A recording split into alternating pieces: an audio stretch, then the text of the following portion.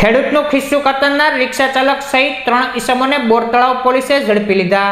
પાલીતાણાના નવાગામ બંડેલી ખાતે રહેતા Ranabhai Kesarbhai Parmar Bhavnagar marketing yard ખાતે ડુંગળીના વેચાણ અર્થે આવ્યા હતા। જે ડુંગળીના વેચાણના રૂપિયા આવેલ હોય જે લઈને પાલીતાણા જવા માટે રિક્ષામાં બેઠા હતા તે સમયે રિક્ષા ચાલકે રંગોલી પાર્ક પાસે ગેસ પુરાવાના બહાને તેમને ઉતારી જતા રહ્યા હતા। બાદ ખેડૂત રાણાભાઈ પરમારના ખિસ્સામાંથી રોકડ રૂપિયા કાઢી લીધા હોવાના અનુસંધાને અજાણ્યા રિક્ષા ચાલક સહિત 3 વ્યક્તિઓ સામે ફરિયાદ નોંધાવતા જેના આધારે પોલીસે અક્ષયભાઈ મનસુખભાઈ સોલંકી, માયાભાઈ ધરમસિંહભાઈ સોલંકી અને અશોકભાઈ સોલંકીને ઝડપી લઈ ધોરણસરની કાર્યવાહી હાથ ધરી હતી।